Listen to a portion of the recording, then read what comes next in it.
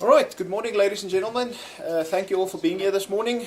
I am, as the first speaker, I'm going to give a little bit of an overview of the NHI, just for those of you that haven't been updated and still wondering a bit what it's all about. So I'll give it a little bit of an overview, look at some selected aspects. And basically, up to now, we've found that the business sector has been relatively quiet on NHI, and in a sense, I think the business sector does need to take note of what's happening in NHI and how it's going to affect your organization, because an aspect such as this is not just confined to healthcare. It is actually, as an employer, it's going to have effects on you as well. So we're going to look at all of those aspects a little bit today. So we're going to look at the overview of the new NHI white paper, and we're going to start by looking at what is the same from the previous version that we had in 2015. We had a lot of inputs from all over the industry, from everybody regarding this, and in the end, most of it still ended up being the same. And even if one looks at the green paper, despite all the inputs there, it's also still fairly much the same, except for the role of medical schemes, which changed quite radically between the green paper and the white paper. So the NHI will be implemented through a single payer, the NHI fund, which will be administered in-house by government. Of course, in-house administration means that it will probably be run in a similar fashion to ESCOM and SASA and the SABC and those kind of guys. So that's one of the major stumbling blocks in the way they want to do this, in that this NHI fund will be the single largest government entity in South Africa. It's going to be larger than ESCOM. It's going to be larger than anybody else out there.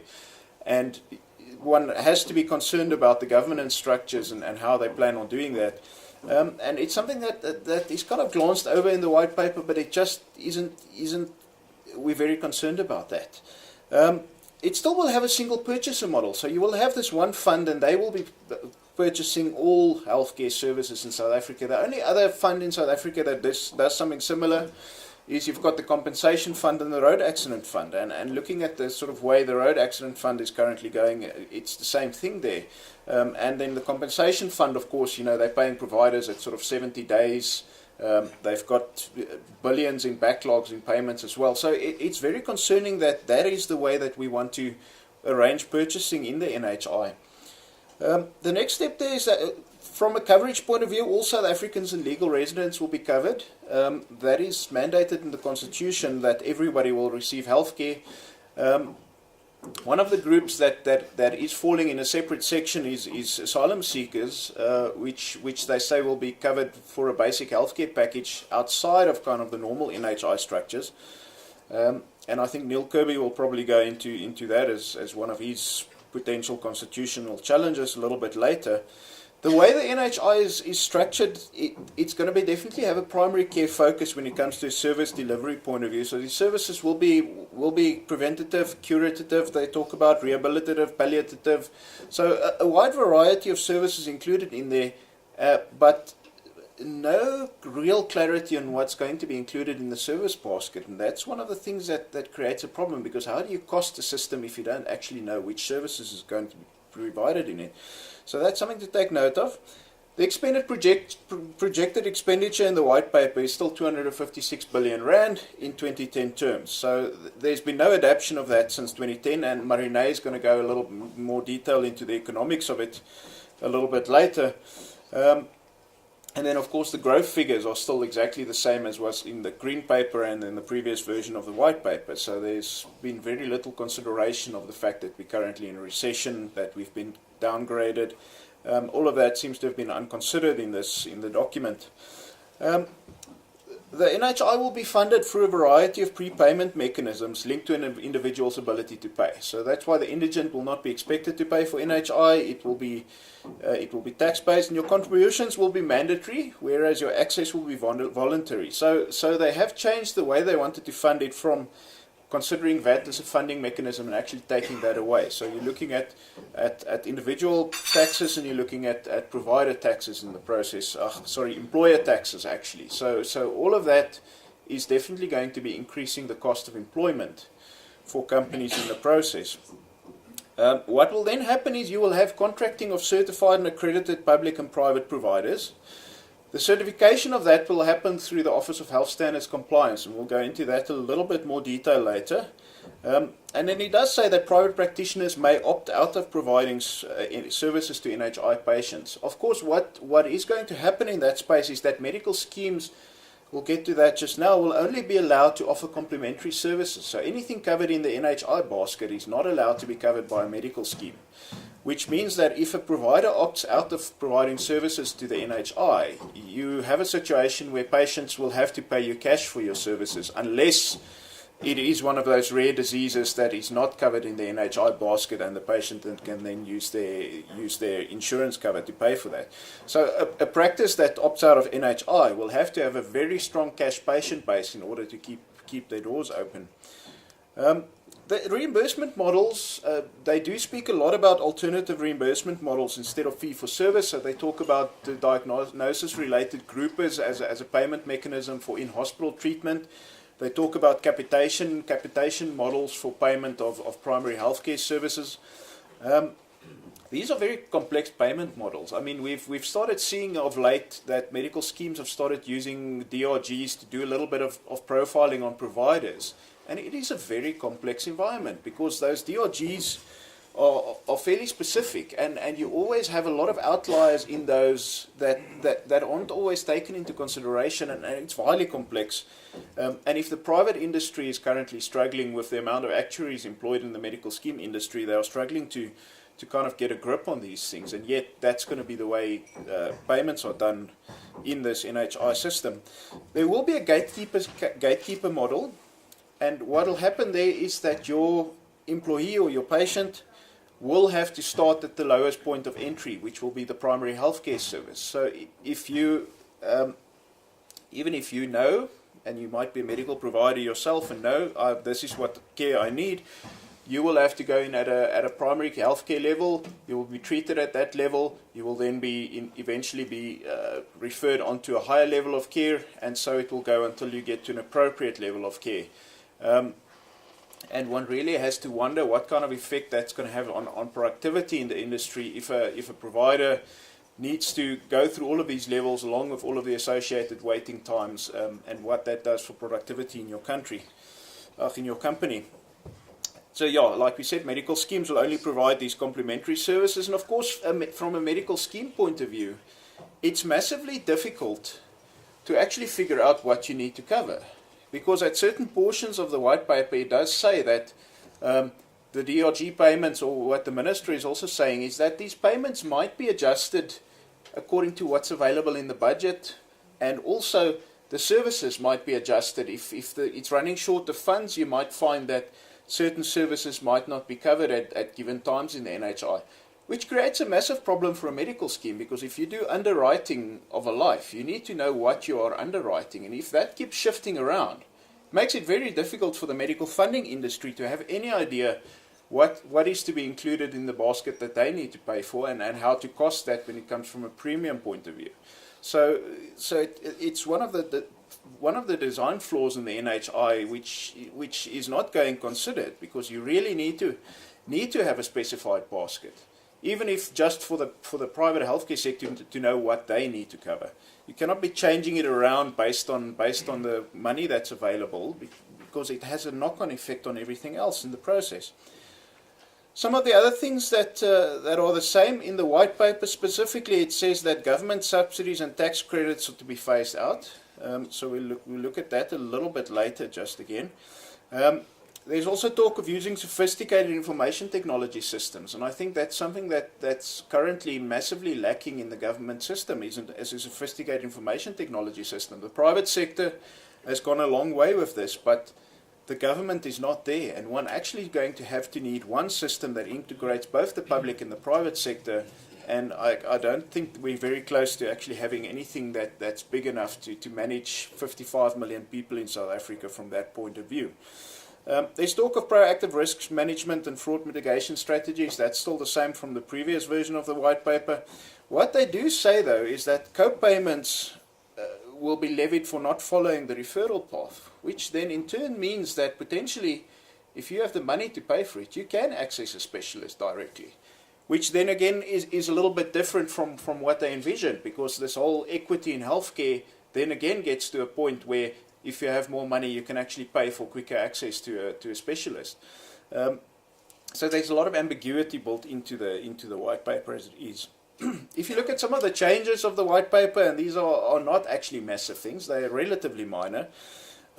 So the access of services through an NHI card has been dropped. I think the government realized that, you know, if it takes you 3 years to issue 1 million of these new ID cards, you know, it's going to take you 40 years to issue 55 million NHI cards. So that idea was scrapped, and people will now access it based on an ID number, which does make sense. The merger of other funds into the NHI, like the Road Accident Fund, the Compensation Fund, has now been changed to specify that only personal health services will be integrated into the NHI fund, which makes sense, because if you roll the Road Accident Fund in there, immediately the NHI starts with 150 billion rand in liabilities that they inherit from the NHI fund, which will then need to be paid out of the whatever budget is allocated. There's no longer a solid implementation plan like there were in the previous white paper with dates and things like that. There's just kind of vagueness about that, and still with an implementation date of 2025, but the phases they had previously are not really there anymore. Previously, there were specific statements in the white paper that not all services will be covered for everyone. That was specified in there. That phrase has been taken out, even though the underlying principle is still in there. So you're going to find that all services aren't going to be covered for everybody, but it's no longer quite so overtly stated. And then there's no longer any indication of, well, visiting tourists will access healthcare. One can assume that it will still be travel insurance. And then, of course, the VAT was discarded as a funding option in the new white paper as it stands.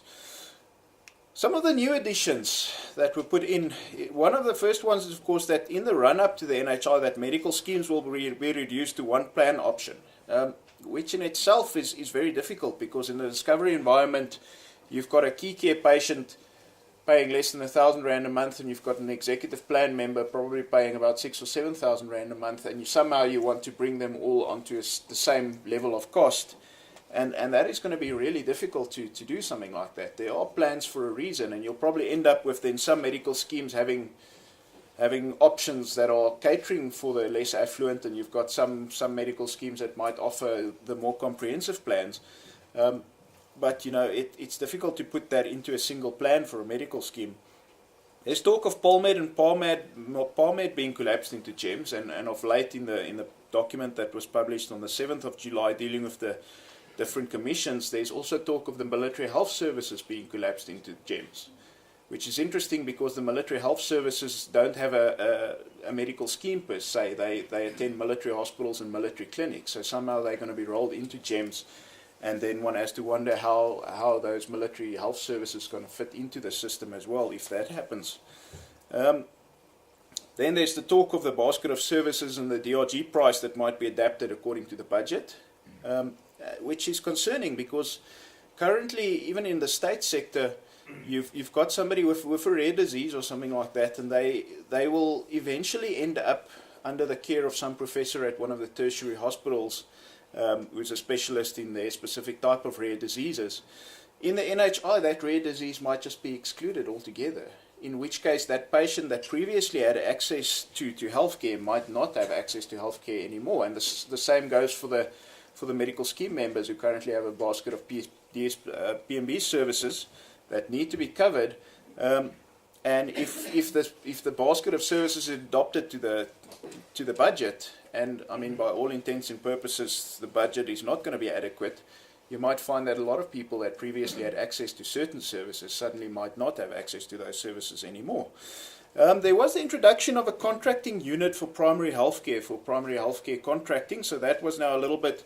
There were some additions regarding the service delivery, which is all good, but yeah, the financing side was not touched pretty much from the previous version of the white paper. And now this will work is that the district health office will be sort of this primary care contracting unit. They will get a capitation contract with government. And what will happen is they will provide services. They will do the school health services. They will have the community outreach teams.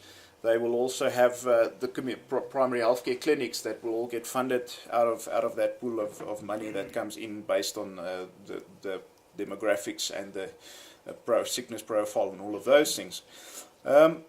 What is mentioned also is that the NHI fund will now be a strategic single purchaser. And what they say with that is that they will only buy services that as they need them. And the question is, in a country where we've got a major shortage of healthcare personnel, whether you actually have the option of not contracting with any of them because they're not in the right area. And what the strategic purchasing mean is that they will say that in certain areas, whether it be Sandton or Pretoria, there's too many providers, they're only going to contract with half of them, but they will make contracts available in some of the rural areas where if these people are willing to go work there, they'll contract with them over there.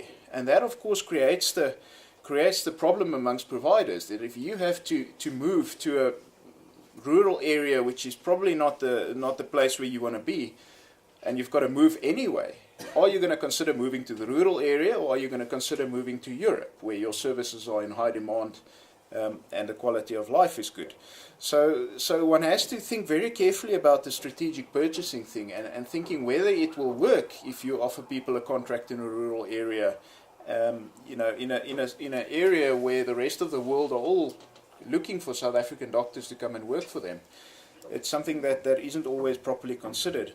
There's a lot more detail on the service delivery model and how all the district health facilities will be managed and the governance structures and things like that. So there's a lot more detail on service delivery, but the major thing that we're all concerned about is the funding portion and how much it will cost, and that was not addressed at all. And Marine will look at some potential scenarios on that a little bit later. So if you're looking at the NHI structure at the moment, first you have the how it's going to be funded. So they're talking about a 4% increase in general taxes and then a new payroll tax, which both of those in effect makes the cost of employment more expensive for employers. These will be pooled in an NHI fund. You will have the NHI authority, which will do revenue collection, negotiation and purchasing. That money will go to the provinces and the districts will then distribute to the various public hospitals and clinics, the private hospitals and also private doctors. Of course, you will have some some hospitals that will actually fall under the national sort of as a sideline, because the plan is to move the tertiary hospitals into the national sphere as well. And then on the side you will have some of the medical scheme contributions which will go in there, and then they will only be allowed to offer complementary services, so nothing covered in the NHI fund itself. Of course, the fact that it's only complementary services means that, for starters, the moment you start implementing an additional tax there, you will find that the number of people being able to afford a medical scheme will radically reduce. And of course, the fact is that the complementary services are likely to be sort of expensive to treat diseases, which will mean that medical schemes in themselves, with the kind of smaller number of people that can afford them and the expensive burden of disease it needs to cover, will probably be unaffordable for the majority of people. And definitely that raises the question as to sort of the poor and the indigent. If the poor and the indigent end up with a disease that's not covered in NHI, what are they going to do? Because they can most definitely not afford these medical schemes, and there's just going to be no way for them to access the services that they might require in the system. The policy itself is fraught with duplicity, and that is very problematic in something as major as a national health insurance policy,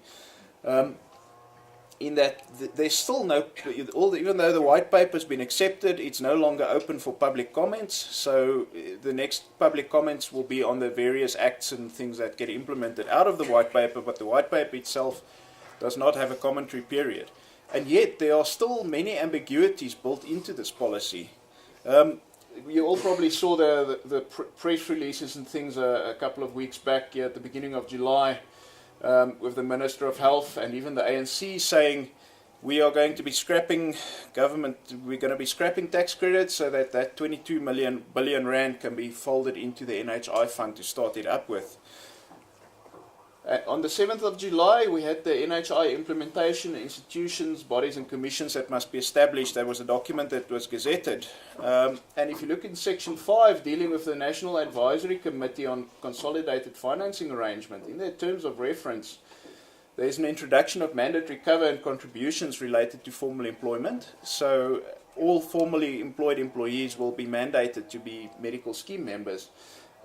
And from a funding point of view, it makes sense because it does reduce the underwriting cost to everybody in the process as well.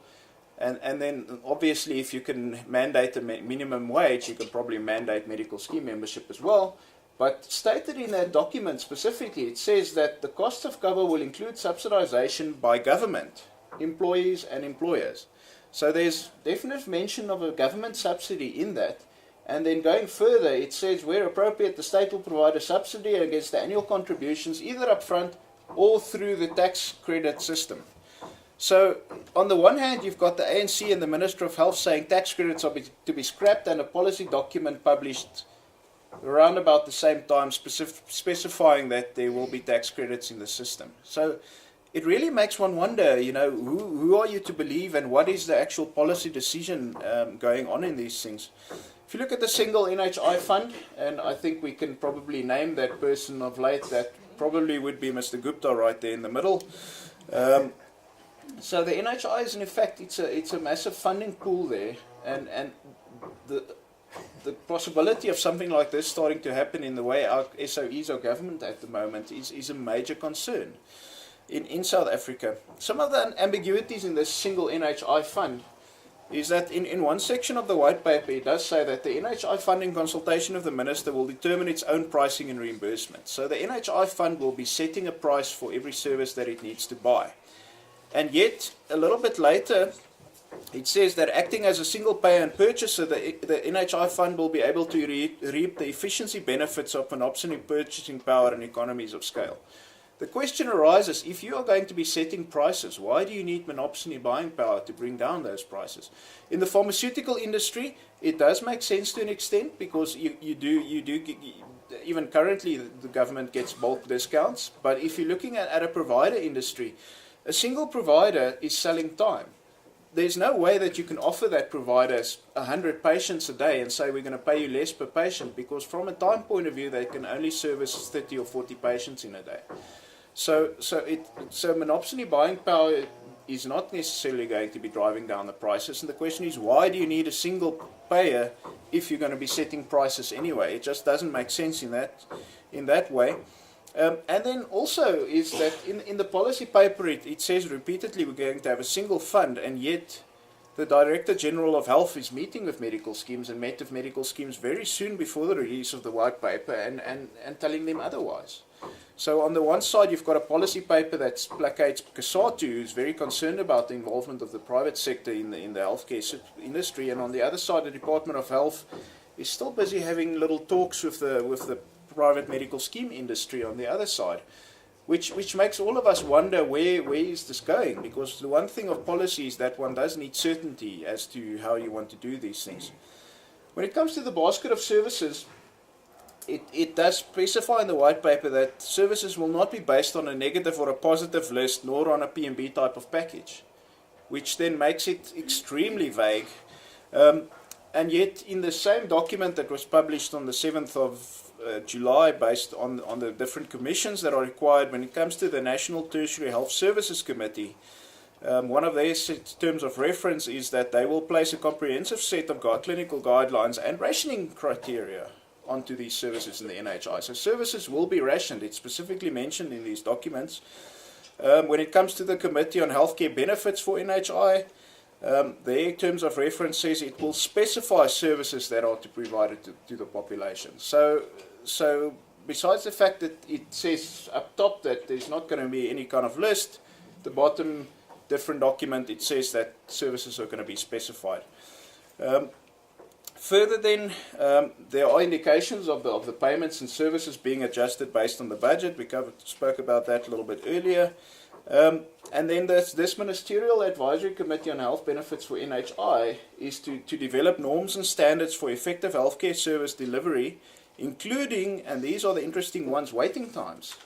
they are going to be building waiting times into the system prior to the system coming in, and then of course exclusions. So we do know that there's going to be things not covered in the NHI, and there are going to be waiting times, which is all very concerning from a service basket point of view. One of the other concerns is, of course, is the amount of inaccuracies used by the Minister and the Department of Health when it comes to motivating for NHI. Because, you know, if you have a problem statement, one would assume that the solution would speak to the problem statement. In NHI, you know, it just doesn't. It's totally nonsensical. And if you look at the things used as motivation for this NHI system, it doesn't actually, you cannot understand how the introduction of NHI actually speaks to the problem mentioned. And one of the concerns is that there's a number of inaccuracies used. So some of the first ones is what we call the fallacy of funding. So it's a widely known fact that 8% of GDP is spent on healthcare in South Africa. The Minister states that repeatedly. What the Minister then states further is that 4.4% of GDP is spent on private healthcare sector, which only covers 16% of the population. On top of that, the private sector receives a 22 billion rand tax credit, and as a result of that, you know, that just means there's a skewed distribution of healthcare funding. And what needs to happen is that, you know, it needs to be equitably distributed. What the Minister seems to forget is that if you take that tax credit out of the equation, 3.6% of the GDP being spent on healthcare is private individuals spending their private money on their private healthcare. They are foregoing other things. They're foregoing vacations. They're foregoing expensive groceries in order to fund their own healthcare. So that money is not available for redistribution. That is not tax-funded money, and as a result of that, it cannot be more equitably redistributed, because if that individual decides to stop paying for his medical scheme, that money goes away. So it's not a part of the system that is there for redistribution. So it just doesn't make sense. If you look at some of the fallacies of service delivery, sorry about that, is that the Minister repeatedly says that 80% of specialists work in the private sector, and the fact is 80% do not work in the private sector. According to the Health Professions Council, they have 15,005 registered specialists in South Africa in 2015, of which the Department of Health employs 4,986. So at most, 66% of specialists work in the private sector, and that of course does not consider that every specialist that's currently working overseas in the world is still registered with the South African Health Professions Council, because it is massively difficult to get re-registered if you ever do come back. So we've got a vast proportion of people overseas registered with the Health Professions Council that the Department of Health then somehow considers to be working in the private sector in South Africa because they're not employed in the state. So I think it's very important that we be honest about these things. When it comes to sort of using facts like this to push for an NHI type system, when in fact the base which you're basing your decisions on is not correct. If you look at the kind of utilization in the South African service, and this is actually research that Econex published, is that the private sector, between 28 and 38% of people in South Africa access the private sector. These documents that the Stats SA publish every year, the General Household Survey, actually also showed last year that their figure was 27% of South Africans access to private healthcare. So it is not the 16% of people belonging to medical schemes. It actually is a much larger part of the population accessing it through cash payments. If you look at the distribution of staff in this, these figures actually come from the Department of Health Human Resources for Health document. So that's a Department of Health internal document right there. 62% of nurses work in the public sector. General practitioners, 63% of those work in the public sector. Hospital beds, 71% of all the hospital beds are in the public sector, 28% are in the private sector. What's interesting to note when it comes to the hospital bed figure is the fact that in total we have the same number of hospital beds in South Africa, and this was 2012 figures, than we had in 1976. So in 1976 the private sector made up a minuscule portion of those hospital beds. So the fact is, if the private sector didn't increase the number of hospital beds, that is the amount of hospital beds we would have had we would have had 30% less hospital beds, and the population almost doubled in that time. So the government is failing in their constitutional mandate of providing healthcare to South Africans, and it's not ideal. And the NHI is not going to help that. And then if you look at the specialist providers, according to these documents, 41% of specialists work in the public sector, which makes sense because what happens is the government is focusing a lot on primary healthcare at the moment, so there are no funded there's a shortage of funded specialist posts.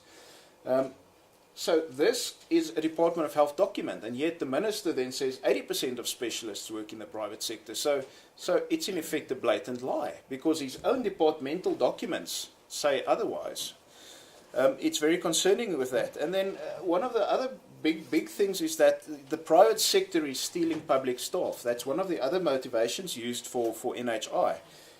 And if you look at the figures of medical graduates between 2002 and 2010, we had 11,700 graduates in South Africa, and yet the government only created 4,400 posts. So with taking that into consideration, if the private sector did not employ these personnel, where would they have been working? Because the government is not employing them. So the private sector is actually a basket that's busy catching up staff that cannot be employed in the government sector for whichever reason there may be. And it's similar amongst other provider groups. I mean, 88% of dentists are unable to work in the state even if they wanted to.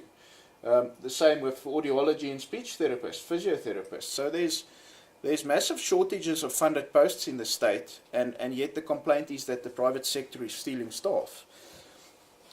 One of the other major concerns that will also affect kind of all healthcare facilities and people in general is the Office of Health Standards Compliance. The Office of Health Standards Compliance is obviously there. They need to certify and inspect any facility that wants to render services in the NHI. And what needs to happen is that this office needs to inspect about 3,380 government facilities, 3,200 private clinics, and between 31,000 and 74,000 private practices. The Office of Health Standards Compliance isn't even aware of the scope of the private sector. They said as much at the Health Market Inquiry last year. These figures come from, these are the amount of providers claiming from Discovery Health, and then on the top end, the 74,000 is the number of registered providers on MedPages. So somewhere in between those two is the actual number of people, practices in the private sector. And of course, the number of corporate clinics that would also need to be inspected by the Office of Health Standards Compliance, those are unknown. Your certification will only be valid for 4 years, and currently this office has 7 teams of 5 inspectors that need to inspect these facilities. So they will able to have to inspect about 9,300 facilities at least in a year on the one end. On the other end, they might have to inspect as many as 19,000. Last year they inspected 417. So there's definitely a bit of a problem when it comes to that.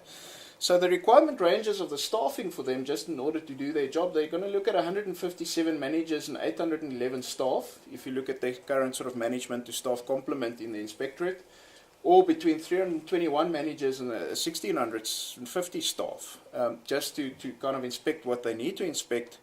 And looking at the current budget, the current budget for this in 2015-16 was 34 million rand for that Inspectorate. In 2017-18, that goes up to about 47 million rand.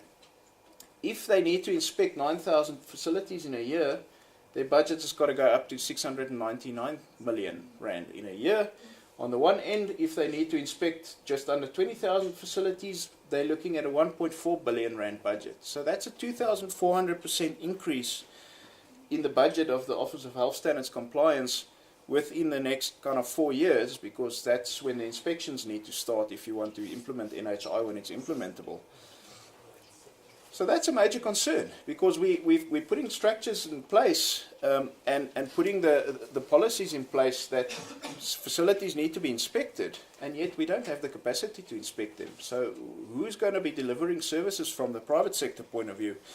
And then, of course, the other concern is what is happening with the current inspection. If you look at the 2014-15 compliance results from the Office of Health Standards Compliance, you had about 16% of government facilities inspected who were actually compliant with the norms and standards as required in able to contract with the NHI.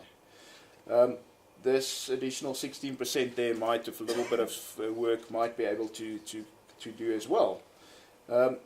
And if you then go and compare the 2016 inspection results with the baseline audit that was done in 2012, you can see that it's actually only Mpumalanga that increased sort of with 1%. The Northern Cape had a sort of a 1% increase.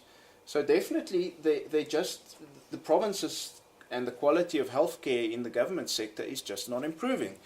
And what the implications of this on service delivery means that between the 16% compliance in the public sector and the office not being able to inspect and certify the private sector because of staffing issues, the question remains who will actually be delivering services in this NHI model, which is quite interesting.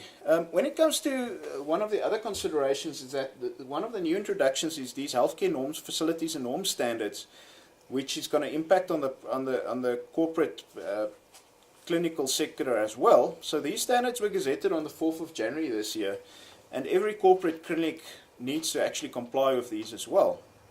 And what's important here is that although you might come to a situation where you have an internal staff clinic and sort of try and keep your patients in your offices from a healthcare point of view, at some stage they do need to refer it elsewhere.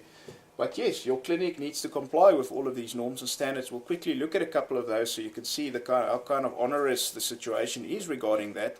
And then, of course, if once your patient comes to a point where they need to be referred on, they will have to go back to the bottom tier of the primary healthcare facilities in the NHI and work their way through there again, even though they might have already seen a doctor and the decision was made that they needed referral up. So some of the things that need to be included is you need to have a complaints register in there. You need to be keeping track of priority health conditions and the treatments thereof. You need to have some fairly comprehensive functional clinical leadership structures and plans in place. And those plans need to be available. If an inspector does come around, you need to show them these plans, otherwise you're not compliant. Some of the other things, you need a comprehensive infection prevention plan. You need an annual waste management plan. Now you can imagine that you've got a little clinic with one nurse in there. That clinic needs to comply with all of these norms and standards as well. It's not exempted. Any healthcare facility needs to comply with all of these. So the smaller it is, the bigger, more onerous it becomes. Mortuary services. You actually need to have in your staff clinic access to area for handling, storage and viewing of bodies. That's in the regulations that were published. So you can imagine that your company now needs morgue facilities, or you need a contract that shows that you have access to morgue facilities. You do need to keep track of outbreaks and health emergencies. You need a disaster plan in your organization. And then you need a functional leadership structure and an HR development plan. So it's quite comprehensive. And if you look at the implications for business, is that there are quite rigorous criteria for running your own staff clinic. So one can say, listen, we're going to do that in lieu of sending our staff to an NHI facility and the waiting times associated with that. But it is quite onerous that you need to comply with all of these norms and regulations from your side as well. So it's not necessarily going to be a solution to try and insource some of the healthcare that your employees might need. And then, of course, that referral process that will restart at the primary healthcare level anyway, because your clinic is probably not going to be contracted with the NHI, and as a result of that, patients you refer on will have to restart at the primary healthcare level. Of course, you have the option of contracting with the NHI, but then your clinic will be open for the public, and anybody can then, in effect, come and get treatment there, which you can decide whether you can manage the kind of volumes that could cause. You can also consider that, the fact is that there are waiting times built into the NHI. It is specified as such. And the question remains, what effect is that going to have on staff productivity? I think even at this stage, anybody that's got a patient with an injury on duty that does get treated in the private sector, those patients all need to go through casualties for their kind of reevaluations from time to time. And even there are a lot of waiting times involved. So one can almost imagine that kind of situation then happens to all of your employees when they need to access healthcare, which could be quite negative in the long run on our productivity in South Africa. It will have an impact on recruiting overseas skills for local employment, because the foreigners coming to South Africa look at healthcare systems as one of the considerations in whether they want to come work here. And if a company needs a specific scarce skill, and there's a problem with the healthcare system, it can affect that person's availability to come and work for you. So that's something that does need to be considered in this. And then, of course, the increased cost of employment with both employee and employer taxes being used to fund NHI, it makes employment more expensive. If the NHI gets implemented as sort of in the short term at least, there are actually a number of positives in there as well, despite all the doom and gloom. The introduction of a mandatory medical scheme enrollment will actually reduce the cost of underwriting, and the clever people at Discovery reckon it's about 23% that the costs of medical scheme membership will reduce for everybody who's a member of a medical scheme. So immediately that's got a positive impact on your employees and on the funding sector in the private sector. Of course, there will be mandatory scheme contributions. Unfortunately, the employer will probably be responsible for that. But if you can mandate a minimum wage, you can mandate that medical cover should be included in that minimum wage. I think it would be a stretch too far to expect employers to pay, on top of a minimum wage, a mandatory scheme contribution as well. This will also then lead to larger risk pools in medical schemes, which is good for the underwriting in general. And along with the kind of revision of P&B legislation, if it does happen as they envision, is you are going to have a fairly comprehensive set of services covered in the medical scheme industry going forward as well. And they talk about primary care covered as well. And the fact is that if all of these things actually happen, and we then finally get to the fact that we do a costing of the NHI and it proves to be unaffordable, the private funding industry will actually be a lot better off. So that's why a lot of these things were due to have happened in sort of 2006-07 anyway, but they got placed on the back burner because of the focus on NHI, and suddenly now they're being made part of NHI. And these will actually have a positive effect on the private funding industry in the long run. In general, and this is to finish off with, the government's NHI position centers around a couple of flawed assumptions. And the first ones of these is the fact that the government has the fiscal resources to implement NHI. And Marina is going to go into that in a little bit more detail going forward. The second flawed assumption is that the NHI is the only available model to implement universal health coverage in South Africa. That is not the case. NHI is the chosen South African way of trying to address universal health coverage. It's not the only way of achieving this. And we need to separate out the NHI from universal health coverage, because at the moment, anybody that has any critique of the NHI is said to be against universal health coverage. And that is not necessarily true, because everybody can agree we do need that.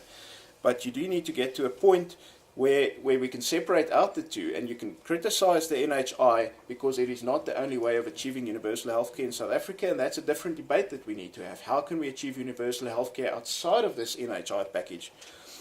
The third flawed assumption is, of course, that the implementation of NHI is required to improve quality of public health services. That is not the case either. At the moment you get decent management into public facilities, the quality improves already.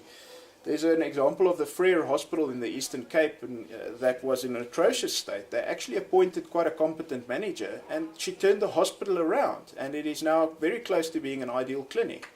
So it's not necessarily a money problem. Management is one of the big concerns in the public sector.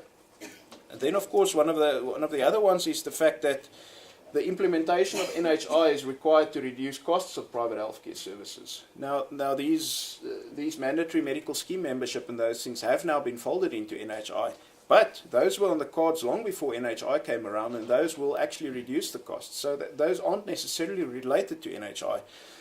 So there are other ways of doing this.